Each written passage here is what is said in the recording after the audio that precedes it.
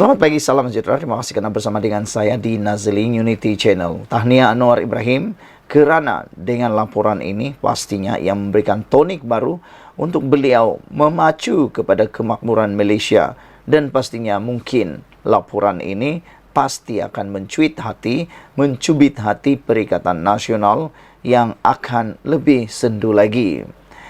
Kekalkan kerajaan perpaduan hingga PRU seterusnya, menurut laporan di BH Online.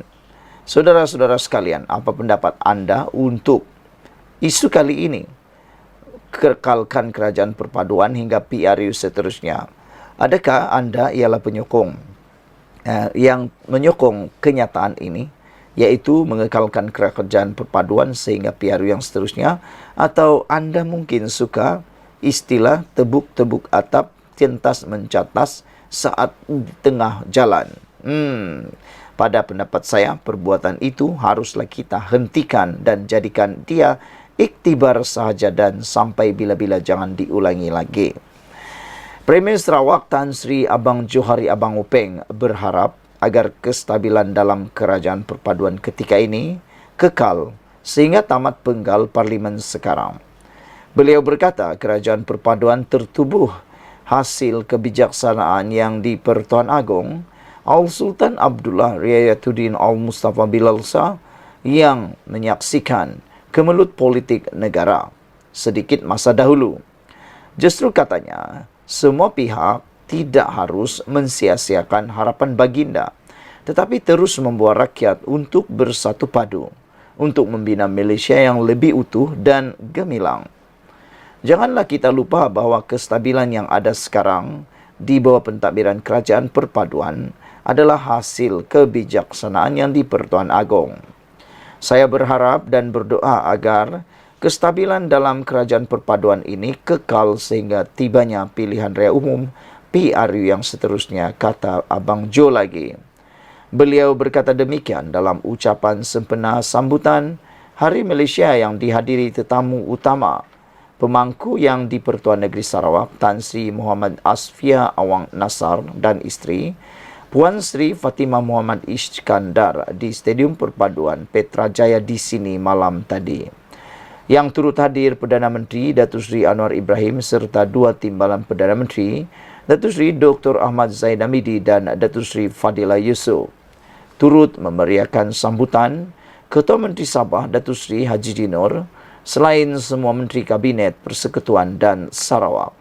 Abang Johari berkata, Al-Sultan Abdullah dan Raja Permaisuri Agong, Tunku Azizah Aminah Maimunah Iskandaria, baru sahaja selesai mencemarduli mengadakan Kembara Kenali Borneo yang bermula pada 8 September di Tawau, Sabah dan berakhir di Teluk Melano, Sarawak pada 13 September. Baginda berdua mengambil masa 11 hari untuk bergerak dari hujung sebelah utara, hujung sebelah selatan Malaysia di Pulau Borneo dengan jarak lebih 2,000 km. Sepanjang perjalanan baginda berdua jelas sekali kelihatan bahawa sambutan rakyat tidak mengira bangsa atau keturunan sungguh luar biasa, katanya. Beliau percaya sambutan rakyat yang cukup meriah dan mesra terhadap baginda berdua menunjukkan mereka menyanjung tinggi institusi yang di Pertuan Agong sebagai faktor penyatuan rakyat. Pelbagai bangsa, agama dan budaya di Sabah dan Sarawak khasnya dan Malaysia amnya. Justru kita tidak harus lupa bahawa kerajaan persekutuan sekarang adalah hasil kebijaksanaan baginda dan menjadi tanggungjawab kita mengekalkan kerajaan baginda itu, katanya. Selain itu, beliau turut mengharapkan agar rakyat Malaysia sama ada yang tinggal di Semenanjung, Sarawak dan Sabah atau Sabah harus berhenti berdebat berhubung tarik kemerdekaan Tanah Melayu dan pembentukan Malaysia. Beliau berkata sebaliknya fokus harus diberikan kepada usaha penyatuan wilayah dan mengukuhkan perpaduan rakyat pelbagai kaum dan agama. Katanya lagi, selepas 60 tahun pembentukan Malaysia, tumpuan juga harus diberikan sepenuhnya kepada usaha pembangunan dilaksanakan sama rata di setiap wilayah. Tidak perlulah kita berdebat panjang lebar mengenai tarikh 31 Ogos 1957 sebagai tarikh Tanah Melayu Merdeka, iaitu 6 tahun lebih awal sebelum pembentukan Malaysia pada 16 September 1963. Kedua-dua tarik itu berkait dari segi kepentingannya kepada kewujudan negara ini, kata beliau lagi. Sekian dulu untuk kali ini. Jangan lupa tinggalkan komen Anda. Sila tekan butang subscribe. Malaysia kita punya, kita jaga sama-sama, cintai Malaysiaku. Bye-bye. Selamat pagi, salam sejahtera. Terima kasih kerana bersama dengan saya di Nazilin Unity Channel. Tentunya ulasan kali ini ialah laporan yang memberikan kemenangan paling terbesar untuk Anwar Ibrahim. Sehingga kan ada netizen kata, dengan ini Anwar Ibrahim akan kekal menjadi Perdana Menteri sehingga habis penggal. Dan sesungguhnya itulah yang kita kehendaki, iaitu tidak lagi berulang langkah Sheraton, langkah syaitan, tebuk atap, tebuk dinding, pecah lantai, dan sebagainya.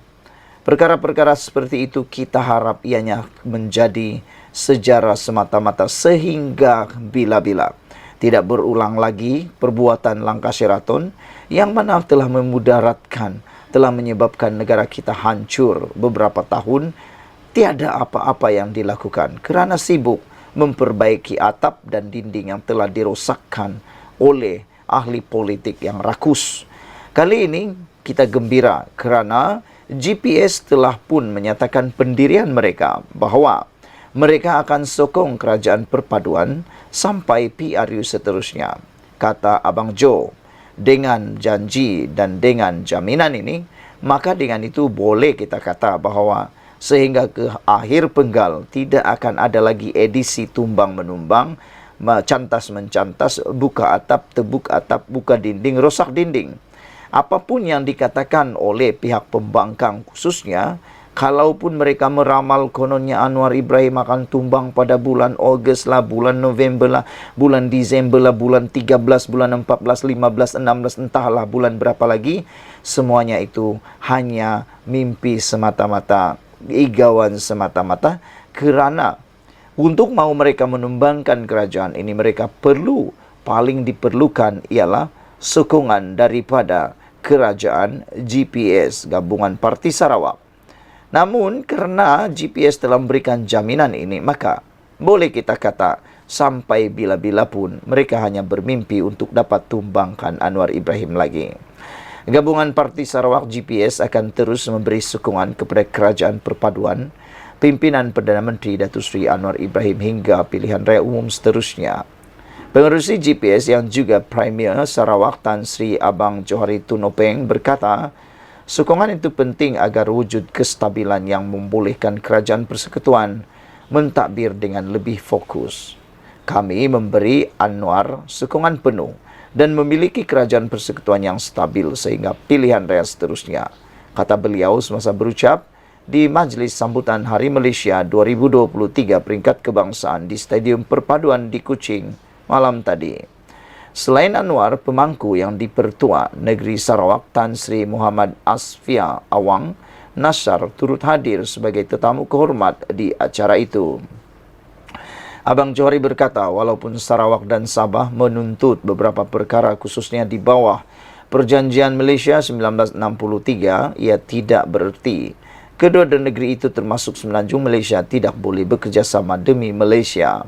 Penubuhan kerajaan perpaduan adalah bukti perbezaan tidak menjadi penghalang ke arah perpaduan, katanya.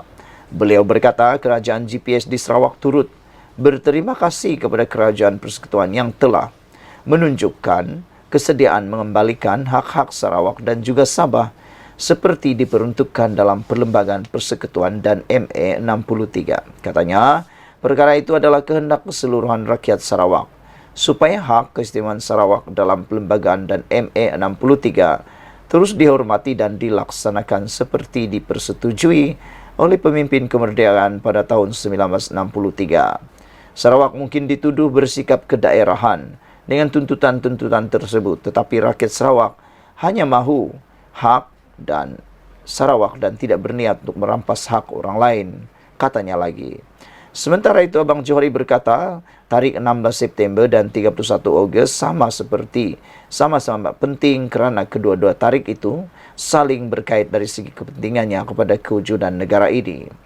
Secara pribadi, saya kira tidak perlulah kita berdebat panjang lebar mengenai tarikh-tarikh ini, tetapi memberi fokus kepada usaha penyatuan wilayah-wilayah dan penyatuan bangsa di samping memastikan pembangunan dilaksanakan sama rata di setiap wilayah. Selain itu, apa yang penting ialah perayaan Hari Malaysia sepatutnya menyedarkan seluruh rakyat Malaysia bahawa bumi Malaysia itu wujud dari Kangar hingga ke Kuching dan terus ke Kinabalu di bahagian timur, katanya lagi. Sekian dulu untuk kali ini. Jangan lupa tinggalkan komen anda. Malaysia kita punya, kita juga sama-sama cintai Malaysiaku. Bye-bye. Selamat pagi, salam sejahtera. Terima kasih kerana bersama dengan saya di Naziling Unity Channel. Himpunan yang dianjurkan oleh Perikatan Nasional Kelmarin bolehlah diiktiraf sebagai himpunan gagal, maha gagal, segala gagal. Manakala tidak, himpunan tersebut bukan saja tidak dihadiri oleh pemimpin utama Perikatan Nasional seperti Muhyiddin Yassin, Hadi Awang, Hamzah Zainuddin, Taqiyuddin Hasan, dan lain-lainnya. Bahkan, orang yang ditunggu-tunggu, orang yang dicari-cari, yaitu Ketua Pemuda Perikatan Nasional Ahmad Fadli Sari dan Ketua Pemuda Bersatu Wan Ahmad Faisal Wan Ahmad Kamal, yang juga sebelum ini berunding dengan polis bagi penganjuran perhimpunan, turut dilaporkan tidak kelihatan dalam kelibat mereka dalam perhimpunan tersebut. Apa sudah jadi? Adakah mereka sebenarnya sudah kalah dari awal lagi? Atau ada kerisauan yang mungkin mereka takut?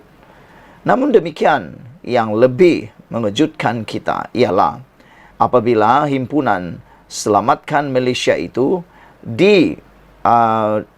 ditakrifkan oleh pihak polis sebagai perhimpunan yang tidak mematuhi Akta Perhimpunan Perhimpunan Aman 2012. Perhimpunan di ibu kota tersebut adalah gagal patuhi Akta Perhimpunan Aman 2012. Satu perhimpunan yang berlangsung di ibu negara Kelmarin tidak mematuhi Akta Perhimpunan Aman APA 2012, kata Ketua Polis Kuala Lumpur Datuk Alauddin Abdul Majid.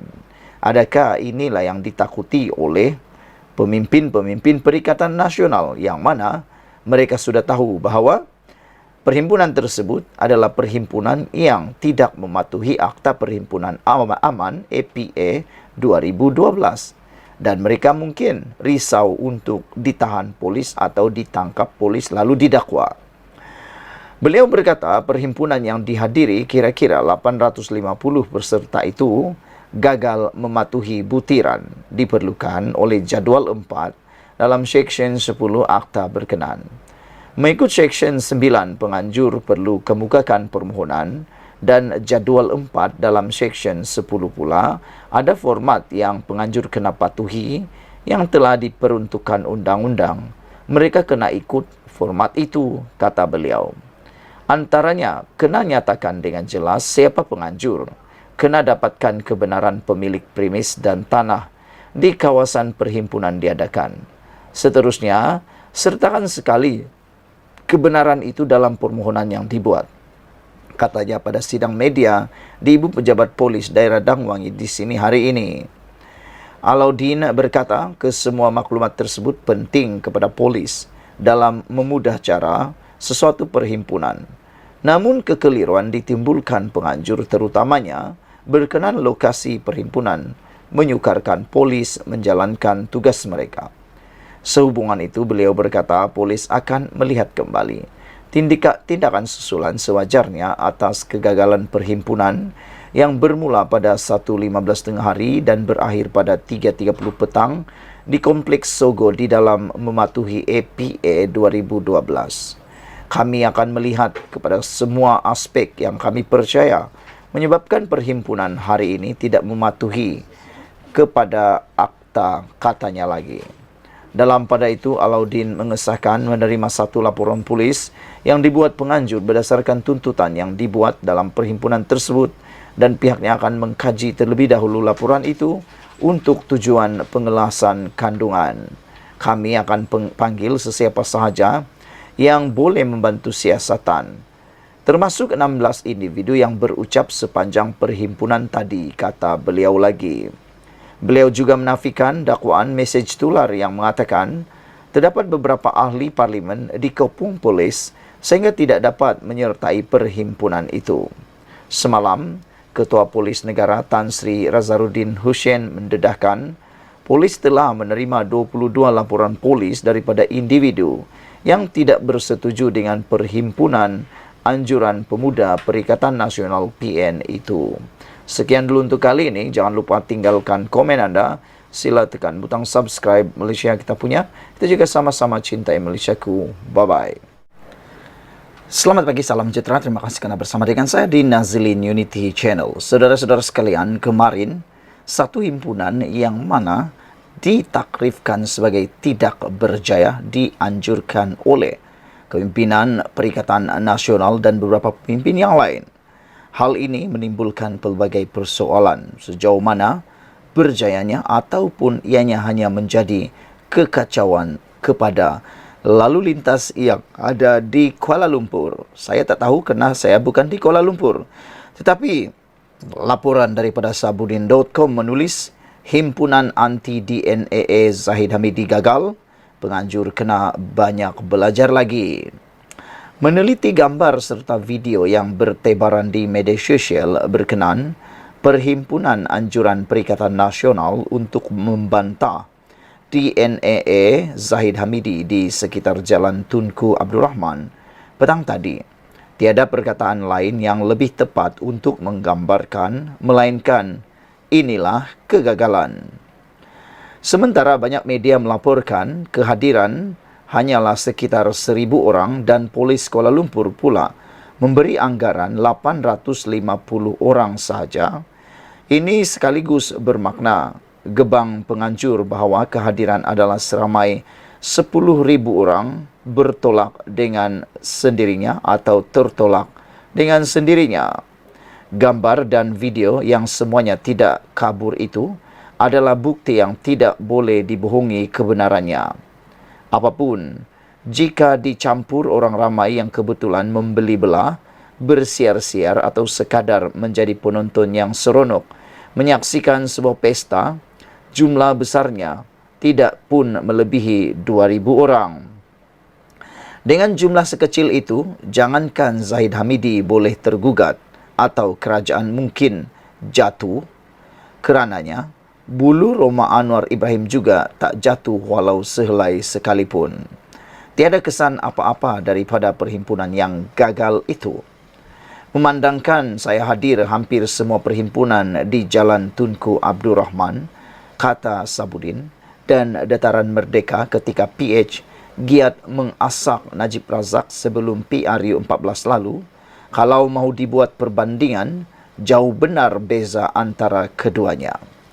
Pemuda PN kena banyak belajar lagi jika bercadang mahu mengadakan perhimpunan lain selepas ini.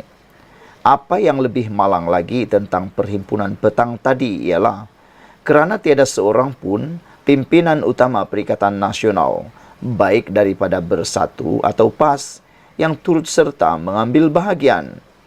Kenapa mereka tidak hadir? Adakah mereka tidak memberi sokongan? Lain kali kalau pemimpin utama PN pun enggan hadir, tak usahlah gatal-gatal nak buat perhimpunan sebegini.